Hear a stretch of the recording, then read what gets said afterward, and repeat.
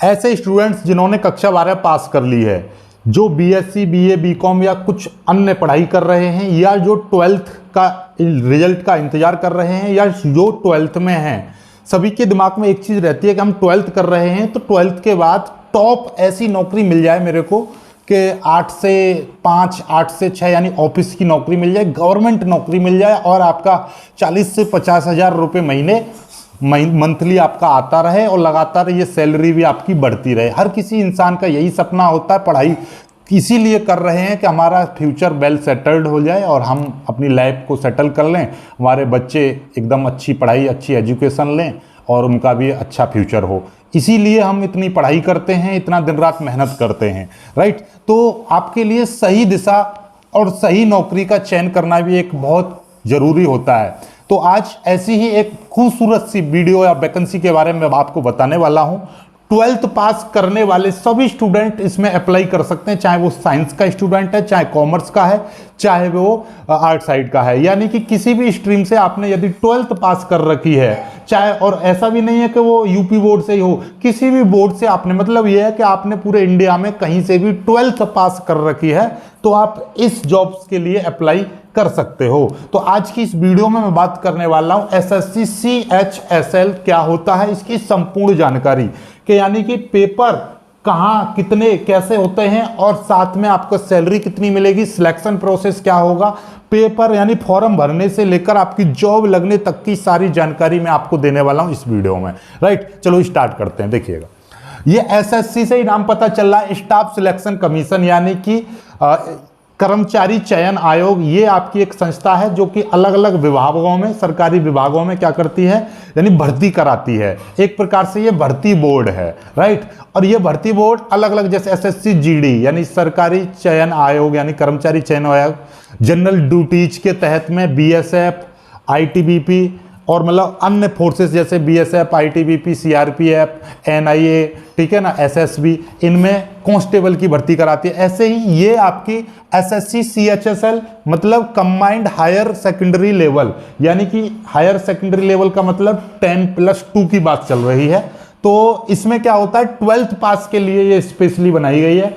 12th पास से आप बहुत अच्छी जॉब पा सकते हो। इसमें बहुत अच्छी का मतलब, इसमें केंद्र सरकार के अंतर्गत, देखिएगा ध्यान से समझ लीजिए, मैं आपको बता रहा हूं कि एसएससी CHSL में 12th के बाद कहां पर नौकरी मिलती है, आपका केंद्र सरकार के अंतर्गत आने वाले जितने भी मंत्रालय हैं, मंत्रालय मतलब हमारे यहाँ पे 90 के लगभग मंत्रालय हैं, जैसे कि कपड़ा मंत्रालय अलग है, इस्पात मंत्रालय अलग है, पेट्रोलियम एवं गैस मंत्रालय अलग है, रेल मंत्रालय अलग है, विद्युत मंत्रालय अलग है। जितने भी ये मंत्रालय हैं इनमें सभी में बहुत सारी ऑफिसेस हैं, सभी के अलग अलग ऑफिस हैं। तो ऑफिस में काम करने वाले जो बाबू होते हैं, जो कंप्यूटर पर काम करते हैं, उनमें आपको जॉब मिलेगी। तो आपको पता है सरकारी दफ्तर कितने बजे से कितने बजे तक खुलते हैं और सरकारी बाबू कितना काम करते हैं, ये आपको भली भांति पता है। फिर आते हैं जितने भी केंद्र सरकार के अंतर्गत आने वाले जितने भी डिपार्टमेंट हैं, चाहे इनकम टैक्स डिपार्टमेंट हो, यानी कोई भी डिपार्टमेंट, कस्टम डिपार्टमेंट हो, इनकम यानी सरकारी केंद्र सरकार के अंतर्गत जितने भी डिपार्टमेंट आते हैं, सरकारी विभाग आते हैं, उनमें जितनी ऑफिसेस हैं उनमें काम करने वाले, साथ में आपका सब ऑर्डिनेट अधीनस्थ कार्यालय यानी सब ऑर्डिनेट कार्यालय जितने भी हैं, फिर आपके महालेखागार यानी कि अकाउंट ऑफिसेस जितनी भी हैं, चाहे वो इनकम टैक्स डिपार्टमेंट की ऑफिसेस हों, जितनी भी आपकी अकाउंट ऑफिसेस हैं, सभी में काम करने वाले जो है कंप्यूटर पर स्पेशली काम करने वाले जितने यानी बाबू कैटेगरी की जो जॉब्स हैं वो सभी CHSL से निकलती हैं। और भी अन्य कार्यालय हैं, ठीक है। जैसे कि इनमें कौन कौन सी भर्तियां होती हैं स्पेशली देखिएगा, ध्यान से समझिएगा कि data entry operator, SSC CHSL के तहत हम डाटा एंट्री ऑपरेटर यानी DEO बोलते हैं, पोस्टल असिस्टेंट यानी कि डाक सहायक जो होते हैं वो, और sorting assistant, lower division clerk, ये स्पेशली बहुत ही शानदार जॉब होती है, टाइपिंग करने वाली जो रहती है बाकी है, और जूनियर सेक्रेटरी असिस्टेंट है सचिवालय में जो सहायक होते हैं वो, ठीक है। तो ये काफी सारी यानी कि जॉब के टाइटल हैं। डाटा एंट्री ऑपरेटर बाबू बन जाओगे आप, इस तरीके की ये जॉब्स हैं, इन पर आप अप्लाई करते हो, राइट। इसमें अब सिलेक्शन प्रोसेस क्या रहता है भाई, सिलेक्शन प्रोसेस आपका 3 भागों में होता है, Tier 1, Tier 2 और Tier 3, ठीक है। ये 2024 के हिसाब से बता रहा हूं, पहले अलग चीज होती थी, आपको डिस्क्रिप्टिव निबंध वगैरह लिखना पड़ता था, लेकिन अब निबंध नहीं लिखना है, अब सभी टीयर 1 टीयर 2 दोनों के दोनों ऑब्जेक्टिव टाइप के हो गए हैं। जरा समझो टीयर 1 में क्या होगा भाई। टीयर 1 में आपका देखिएगा इंग्लिश के 25 क्वेश्चन आएंगे। ये क्वेश्चन है, ये आपके मार्क्स हैं, ठीक है, ध्यान से समझ लीजिएगा। टीयर 1 में क्या होगा, कंप्यूटर बेस्ड टेस्ट होगा, यानी सीबीटी कंप्यूटर बेस्ड टेस्ट होगा। इसमें क्या आएगा भाई, इंग्लिश लैंग्वेज के 25 क्वेश्चन आएंगे। जनरल इंटेलिजेंस यानी कि आप नॉर्मल भाषा में मैथ बोल सकते हो, अंकगणित जो होता है उसके 25 क्वेश्चन आएंगे, 50 नंबर के रहेंगे। और आपका क्वांटिटेटिव एप्टीट्यूड यानी कि ये देखिएगा, जनरल इंटेलिजेंस का मतलब आप रीजनिंग समझ लीजिएगा और इसका मतलब मैथ समझ लीजिएगा, ठीक है। तो जनरल इंटेलिजेंस के यानी कि रीजनिंग के आपके 25 क्वेश्चन आएंगे 50 नंबर के, मैथ के आपके 25 क्वेश्चन आएंगे 50 नंबर के। और जनरल अवेयरनेस में सारी चीजें आ जाएंगी, करंट अफेयर्स आ जाएगा, जीके आ जाएगा, जीएस आ जाएगा, सारी चीजें आ जाएंगी इसमें। तो वो आपके 25 क्वेश्चन रहेंगे 50 नंबर के। टोटल मिला के कितने हो गए, 100 क्वेश्चन हो गए। यानी कि टीयर 1 में आपका 100 क्वेश्चन हो गए। 100 क्वेश्चन हो गए कितने नंबर के, 200 नंबर के क्वेश्चन हो गए। 100 क्वेश्चन 200 मार्क्स के क्वेश्चन हो गए। इसमें भाई टाइम कितना मिलेगा, सभी को टाइम मिलेगा 60 मिनट का समय मिलेगा, 60 मिनट का समय मिलेगा। और जो आपके पीडब्ल्यूबीडी यानी कि पर्सन विद बेंचमार्क डिसेबिलिटी, यानी कि जो आपके डिसेबिलिटी जिनके होता है, यानी कि आपका फिजिकल डिसेबिलिटी जिनके होती है, उनको 20 मिनट का अलग से समय दिया जाएगा, ठीक है। इसमें क्या होता है, जैसे कि मान लीजिए किसी के पैरों में दिक्कत है, यानी अपंग टाइप के जो होते हैं, उनके लिए भी ये जॉब्स मिलेगी, वो भी जॉब्स में भर सकते हैं। क्योंकि आपको यहाँ पे दौड़ना नहीं है, पुलिस की नौकरी नहीं है, आपको बैठना है, बैठ के बस आपका दिमाग शार्प होना चाहिए और हाथ आपके अच्छे काम करने चाहिए, यानी कि टाइपिंग वगैरह आप कर सकते हो, आप इसको भर सकते हो। कोई हाइट, कोई आपका फिजिकली कोई अंग में कोई प्रॉब्लम है तब भी कोई दिक्कत नहीं है, आप इसको भर सकते हो, राइट। तो समझ में आ गई बात, इनको और अलग से समय दिया जाता है, ठीक है। चलिएगा, नेगेटिव मार्किंग, जी हाँ बिल्कुल नेगेटिव मार्किंग होती है। इसमें कितनी, एक क्वेश्चन यदि सही करोगे तो आपको 2 नंबर मिलेंगे और गलत करोगे तो आधा नंबर आपका काट लिया जाएगा। सबसे बड़ी चीज मैंने उम्र के बारे में नहीं बताया, 18 से 27 वर्ष इसमें उम्र है। बाकी के SC ST कैंडिडेट के लिए 5 साल की छूट है, OBC कैंडिडेट के लिए 3 साल की छूट है, और फिजिकल डिसेबिलिटी वालों के लिए बहुत सारी छूट है, यानी 10 से 15 साल की छूट है। फिजिकल वालों के लिए, फिजिकल डिसेबिलिटी वालों के लिए 10 से 15 वर्ष की छूट अलग से दी जाती है, ठीक है। चलिएगा, अब आते हैं, पहला टेस्ट आपको समझ में आ गया टीयर 1 में क्या क्या चीज होगी। आपका इंग्लिश लैंग्वेज के क्वेश्चन आएंगे 25, ये चीज आएंगे, यानी कि आपका रीजनिंग के 25, मैथ के 25 और जीए के 25, ठीक है। फिर जैसे ये आप पास कर लोगे, पहला टेस्ट आप पास कर लोगे, ठीक है, ये आप पास कर लोगे, उसके बाद में आप सेकंड टेस्ट के लिए एलिजिबल हो जाओगे। सेकंड टेस्ट यानी टीयर 2 के लिए एलिजिबल हो जाओगे। टीयर 2 में क्या होता है, टीयर 2 अलग अलग तरीके का होता है, इसमें अलग अलग सेक्शन होते हैं, अलग अलग मॉड्यूल होते हैं। कैसे मॉड्यूल होते हैं जरा ध्यान से समझिएगा। टीयर 2 में आपका, यानी कि ये सेक्शन 1 है, टीयर 2 आपका 3 सेक्शन में मिलेगा, सेक्शन 1, सेक्शन 2 और सेक्शन 3। सेक्शन 1 में 2 मॉड्यूल होंगे, पहला मॉड्यूल मैथ का, दूसरा मॉड्यूल रीजनिंग का। यानी कि ये आपका पहला मॉड्यूल है, यानी कि मॉड्यूल 1, यानी कि M1, यानी मॉड्यूल 1 सेक्शन 1, ठीक है।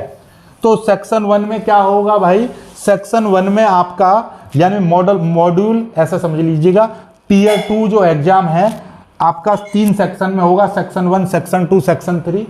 सेक्शन 1 में 2 मॉड्यूल होंगे, यानी कि मैथ होगा, मैथ के आपके 30 क्वेश्चन आएंगे, रीजनिंग के 30 क्वेश्चन आएंगे, और ये तीनों के तीन यानी 60 क्वेश्चन हो गए। और ये कितने नंबर के रहेंगे, 180 नंबर के रहेंगे। 60 क्वेश्चन 180 नंबर के रहेंगे। बात समझ में आ गई। इसके लिए आपको 1 घंटे का समय मिलेगा, ठीक है ना।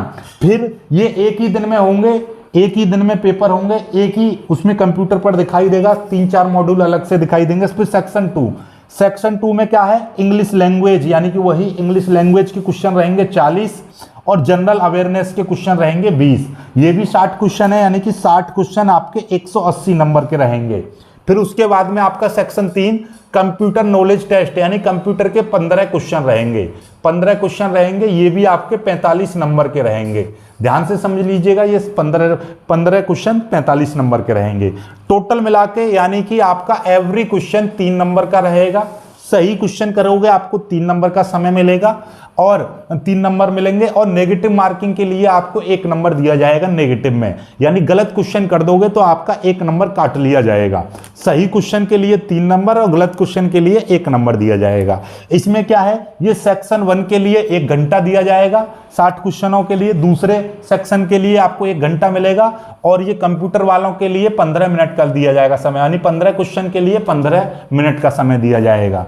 ये वाला जो है सेक्शन क्वालिफाइंग नेचर का है, क्वालिफाइंग नेचर का है, इसके नंबर कहीं पर नहीं जुड़ेंगे, ठीक है, इसके नंबर कहीं पर नहीं जुड़ेंगे, बस क्वालिफाइंग करना है। और दूसरी चीज कि सेक्शन 1, सेक्शन 2 और सेक्शन 3 में अलग अलग क्वालिफाइंग करना बहुत जरूरी है, ठीक है। ऐसा नहीं है कि आपके इसमें तो अच्छे नंबर ले आए, इसमें आप पास ही नहीं हो पाए तो आपको डिस्क्वालीफाइड कर दिया जाएगा। मतलब यह है कि आपका सेक्शन 1 में ये जो आपके 2 मॉड्यूल हैं, इनमें आपके 60 क्वेश्चन हैं, तो 60 में से आपका 35% लाना अनिवार्य है।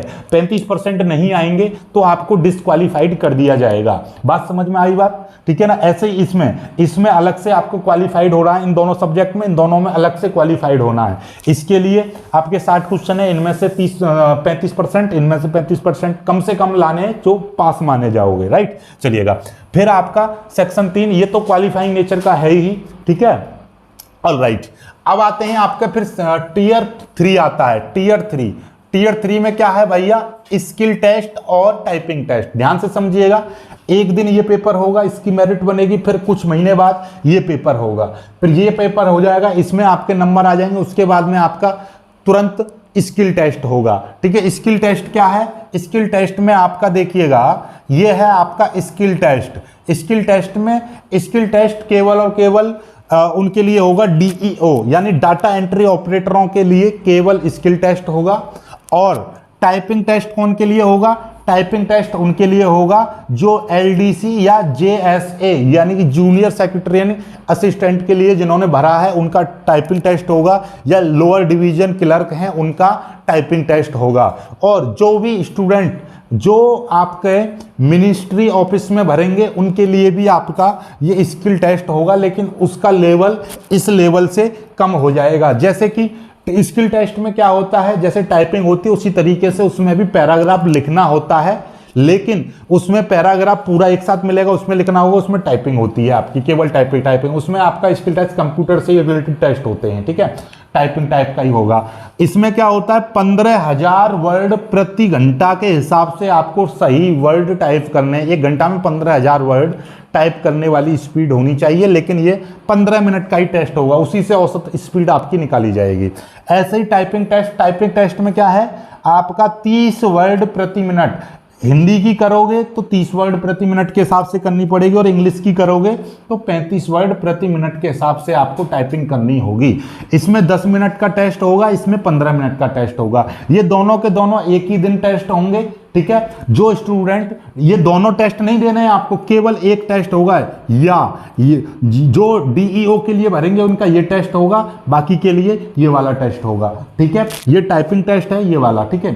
अब एक चीज और समझ लीजिएगा कि ये दोनों के दोनों एक ही दिन में टेस्ट होंगे, इनके साथ में ही इसी दिन आपके डॉक्यूमेंट भी वेरीफाई कर लिए जाते हैं, इसी दिन आपके डॉक्यूमेंट भी वेरीफाई कर लिए जाते हैं। फिर आपका क्या होता है, सीधे सीधे आपका क्या होता है, ट्रेनिंग आ जाती है। एक छोटा सा यानी वो होता है मेडिकल टाइप का होता है, पर वो छोटा सा मेडिकल होता है, उससे आपको घबराने की जरूरत नहीं है, आपको निकाला नहीं जाता है। बस मेडिकल का मतलब ये है कि बायोमेट्रिक वगैरह होती है कि आपका आधार कार्ड जो है आपका फिंगरप्रिंट से मैच करता है या नहीं करता, आप वही इंसान हो या नहीं, वरना तो कोई भी दूसरे आधार कार्ड दे के नहीं हो जाता। उस टाइप की एक बायोमेट्रिक टाइप का आपका मेडिकल होता है। फिर आपको ट्रेनिंग पर भेज दिया जाता है, इनकी थोड़ी बहुत ट्रेनिंग होती है, उसके बाद में सीधे सीधे आपको पहले महीना से ही सैलरी कितनी मिलेगी, सैलरी देख लीजिएगा, ध्यान से समझिएगा।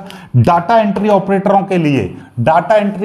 के लिए शुरुआत में आपका 40 से 45 हज़ार मिलेगी शुरुआत में। पोस्टल असिस्टेंट, सॉर्टिंग असिस्टेंट और ये वगैरह के लिए आपका 30 से 35 हज़ार सैलरी मिलेगी। आप ध्यान से समझ लीजिएगा, 40 से 45 हज़ार, 30 से 35 हज़ार। और JSA के लिए आपकी 40 हज़ार के समथिंग, 38 से 40 हज़ार के समथिंग आपकी शुरुआत में सैलरी मिलेगी। तो ओवरऑल बात की जाए तो आपकी ये पहले साल से यानी बहुत सारी 2900 पे ग्रेड एक ही भर्ती है ये, ठीक है। इसमें बहुत सारे अलग से अलाउंसेस मिलते हैं, केंद्र सरकार की भर्ती है, डीए वगैरह, बहुत सारी चीजें जुड़ जुड़ा के आपका जो वेतन है, मतलब 2-3, मतलब कुल मिलाकर बात यह है कि आपने 1 साल नौकरी कर लोगे तो उसके तुरंत बाद आपकी 50,000 से ज्यादा सैलरी हो जाएगी 100%। ठीक है। तो आई होप कि आपको मैं इसमें पूरी चीज आपको समझा पाया हूँ, अच्छे से समझा पाऊंगा। ठीक है। वीडियो में अभी भी आपको कोई डाउट बचता है तो कमेंट जरूर कीजिएगा, वीडियो को लाइक करके शेयर कीजिएगा।